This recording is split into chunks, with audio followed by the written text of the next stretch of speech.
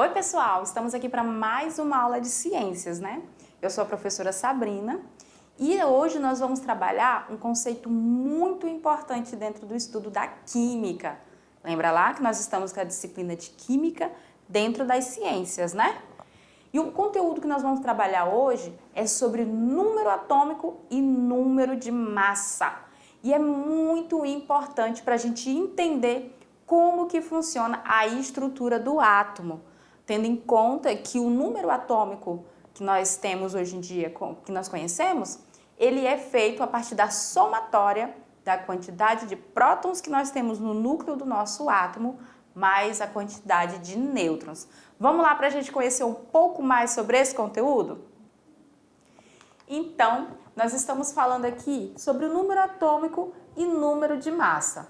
Essa história é uma história antiga, tá, pessoal? Já sabemos que há muito tempo os grandes filósofos, assim como os grandes cientistas, eles sempre se perguntavam do que a matéria é feita, até chegar na conclusão de que a matéria era feita por átomos. Depois de entender que tudo é composto por átomo, nós precisamos entender como que o átomo é estruturado. Daí, em 1932, nós tivemos o inglês James, que ele descobriu uma outra partícula subatômica de massa muito próxima à do próton. Vocês lembram dos modelos atômicos que nós trabalhamos?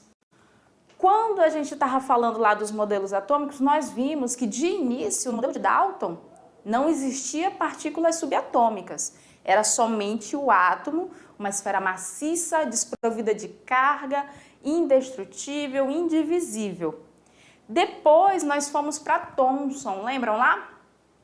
Thomson já viu que o átomo tinha sim cargas e ele disse que o átomo seria uma massa carregada positivamente e que dentro dela existiria espalhada em sua superfície cargas negativas. Então Thomson ele já tinha descoberto os prótons e os elétrons. Prótons, cargas positivas, e os elétrons, cargas negativas. Até então, não se tinha ideia, pessoal, de que o elétron estaria lá na região externa do átomo. Acreditava-se que o átomo não tinha essa região externa, ele era apenas uma esfera carregada positivamente com as cargas negativas espalhadas em sua superfície.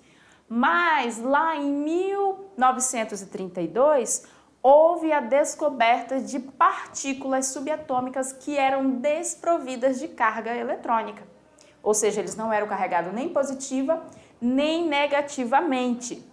E ele ainda disse mais, James disse que essas partículas se encontravam no núcleo do átomo e que eles tinham massa muito próxima da massa dos prótons. Lembrando que a massa do átomo e a massa dos prótons, elas são bem diferentes uma das outras, a gente vai ver na nossa aula. Então vamos lá para a gente ver o que James descobriu exatamente quando ele fez o seu estudo? Vamos lá? Então aqui, ó, ele observou que existiam outras partículas subatômicas, no caso, que eram com uma massa muito próxima à massa do próton. E ela não tinha carga elétrica.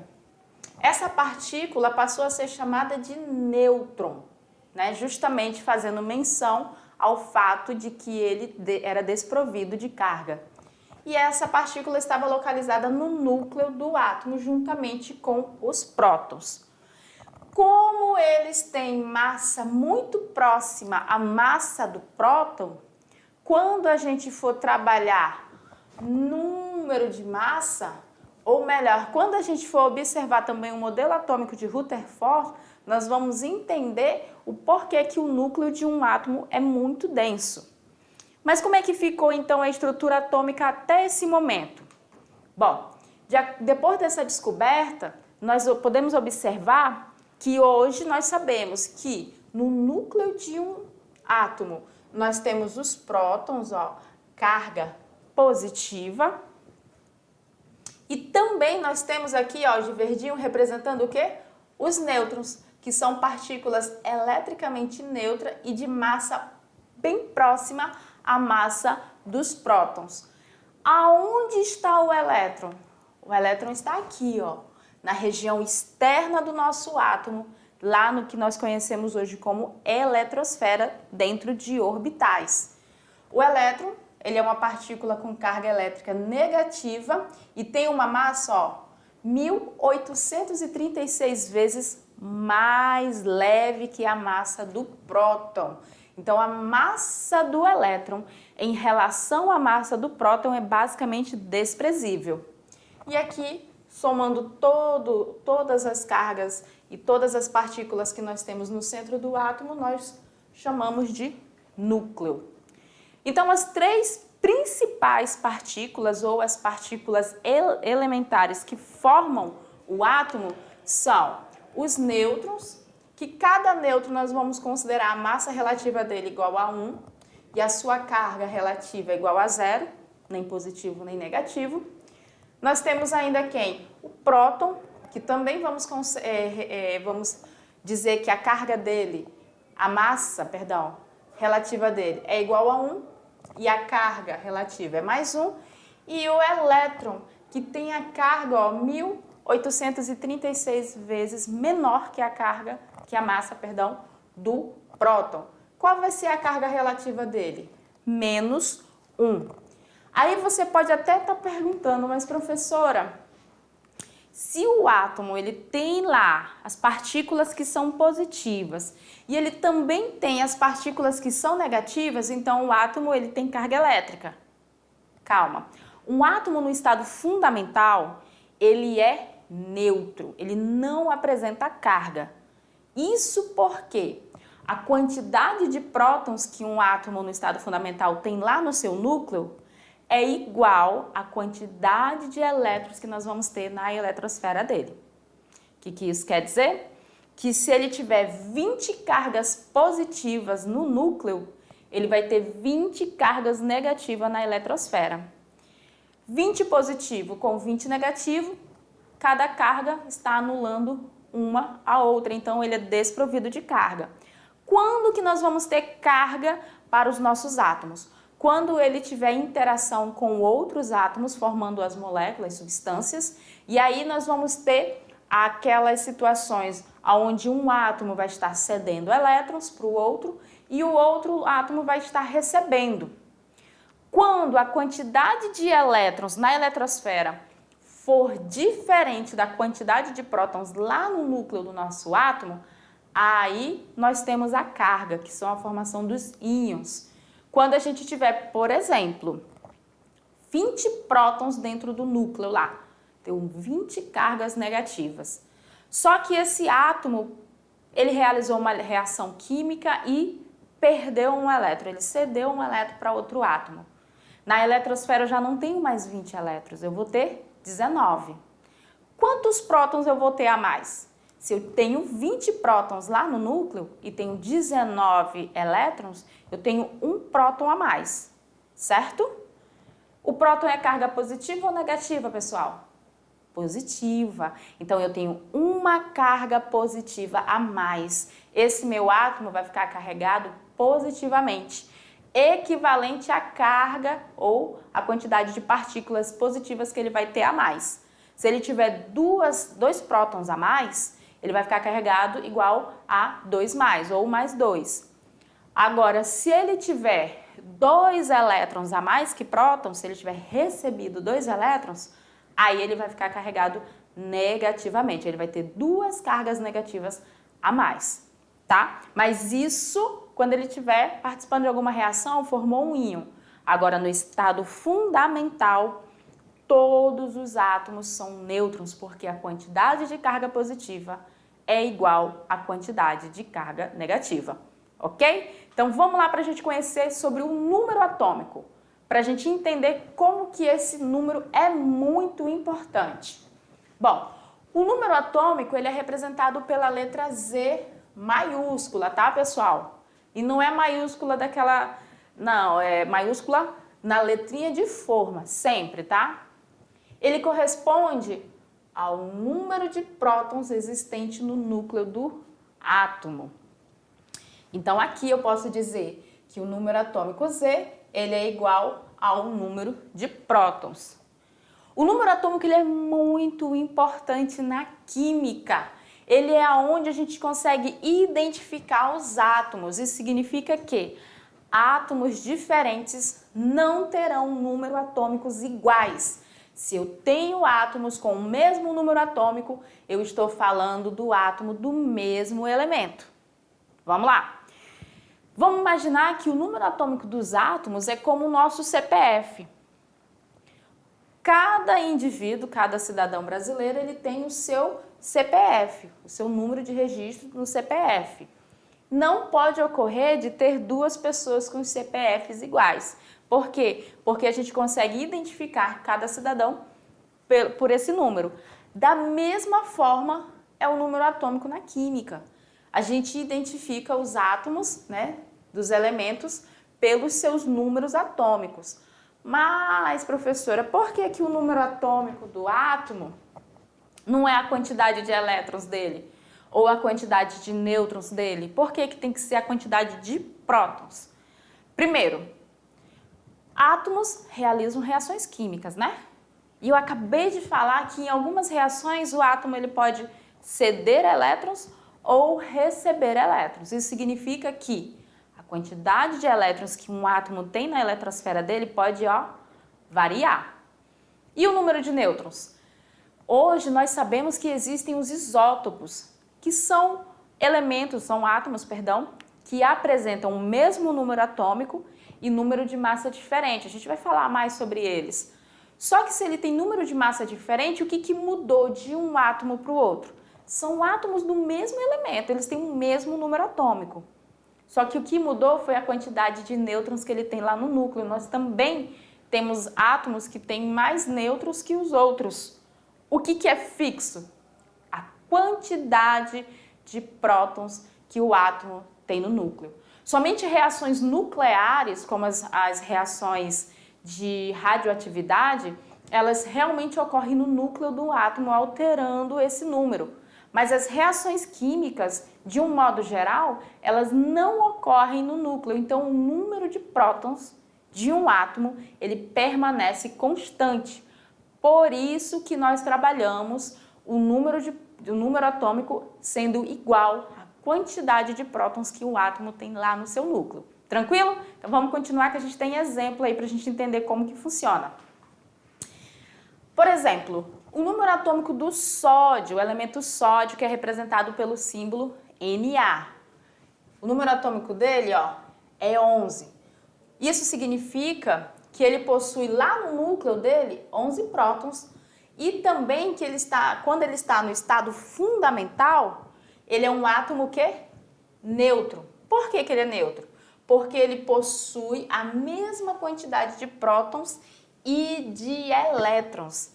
Assim, se o átomo de sódio possui 11 prótons, que o número atômico dele é igual a 11, isso significa que no estado fundamental ele também possui 11 elétrons.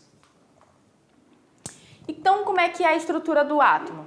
Bom, o átomo ele é formado de partículas subatômicas, que são chamadas de próton, símbolo que a gente representa os prótons é o P, com carga positiva, nêutrons, que é representado pela letra N, que são desprovidos de carga, e ainda também são formados por elétrons, que são de carga negativa. A representação de elétron é a letra E.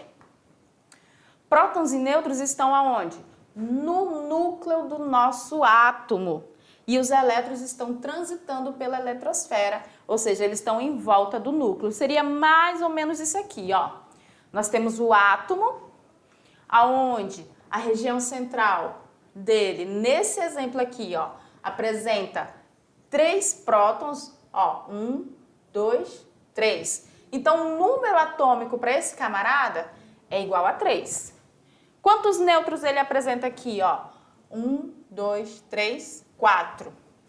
Quantos elétrons ele tem? 1, 2, 3. Significa que ele é um átomo que está no estado fundamental.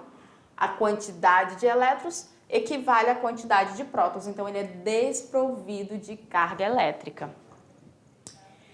Número atômico é o número de prótons presentes no núcleo de um átomo e o número de massa. O número de massa é a soma do número de prótons e de nêutrons presente no núcleo desse átomo. Então, para a gente encontrar o número de massa de um átomo, a gente faz Z, que é o número atômico, mais N, que é o número de nêutrons. Mas por que é Z mais N? Porque como a gente está falando de massa, nós temos que lembrar que a massa do elétron é considerada basicamente desprezível, porque ela é muito inferior à massa do próton. A massa a mais aproximada do próton é a massa do nêutron. E como os dois estão ali no núcleo, nós podemos dizer que a massa de um átomo, ela é necessariamente representada pela massa do seu núcleo, que é a somatória de prótons e nêutrons. Ai, professor, e se eu tiver lá um número atômico, tiver um número de massa, mas eu não sei quantos nêutrons tem no meu átomo? Aí você faz o inverso, você vai dizer que N é igual a massa, o número de massa, menos o número atômico. Fazendo essa subtração do número de massa menos o número atômico, você vai encontrar a quantidade de nêutrons que o átomo apresenta. Ao representar um átomo, a convenção atual é escrever o número atômico na parte inferior esquerda do símbolo e o número de massa na parte superior esquerda. Então, por exemplo, nós teríamos isso aqui, ó. Se você vê essa configuração em um livro, em um exercício, em qualquer local, você tem que lembrar que eu estou representando um elemento, um átomo, né? Onde o seu número atômico está sempre aqui embaixo e o número de massa está aqui em cima. Então, essa representação do elemento químico carbono está dizendo que ele tem 6 prótons, 6 elétrons e 6 nêutrons. Sempre isso vai acontecer? Não, de ter a mesma quantidade de nêutrons e prótons e elétrons, não. Só que se a gente for fazer lá, ó, número de nêutrons é igual a número de massa menos o número atômico, vai ficar como? Vai ficar o número de massa, que é 12, menos o número atômico, que é 6. Então, o meu número de nêutrons aqui, ó, vai ser 6 para esse átomo de carbono. E aí, a gente consegue identificar a quantidade de partículas subatômicas que esse átomo aqui apresenta. Outro exemplo, nós temos aqui, ó, o sódio, número de massa 23, número atômico 11. Então, se eu quiser saber o número atômico dele, está representado embaixo, significa que ele tem quantos prótons? 11. Quantos elétrons? 11 também. Quantos nêutrons ele vai ter? Aí você vai ver, nêutron é igual ao número de massa menos o número atômico. Então, nêutrons vai ser, nesse caso aqui, igual a 12. E o cloro? Dá para definir que o cloro tem número atômico igual a 17, ó, tá aqui embaixo. Quantos prótons ele vai ter? 17 também. E elétrons? Como ele não tem carga, ele vai ter a mesma quantidade de prótons e elétrons. Para calcular a quantidade de nêutrons, aí você vai lá, ó. Nêutrons é igual ao número de massa, 37, menos o número atômico, 17. Então, aqui nós vamos ter que o número de nêutrons dele é igual a 20. E aí, você consegue identificar a quantidade de partículas subatômicas que o átomo apresenta somente fazendo a interpretação da sua representação, que é essa representação aqui, tá, galerinha? E aí a gente vai fechando mais uma aula e tem uma mensagem para vocês. Pouco conhecimento faz com que as pessoas se sintam orgulhosas, muito conhecimento com que se sintam humildes. E essa frase quem disse foi Leonardo da Vinci. E a gente vai encerrando essa aula. Espero que vocês tenham gostado do conteúdo que nós trabalhamos hoje. Tem muito mais coisas para a gente ir trabalhando, tá, pessoal? Lembrando que tem atividade, se você quiser pesquisar, se você tiver acesso ao livro, esse conteúdo também está disponível nos livros didáticos e na internet se você tiver acesso à rede. No mais, a gente se encontra na nossa próxima aula.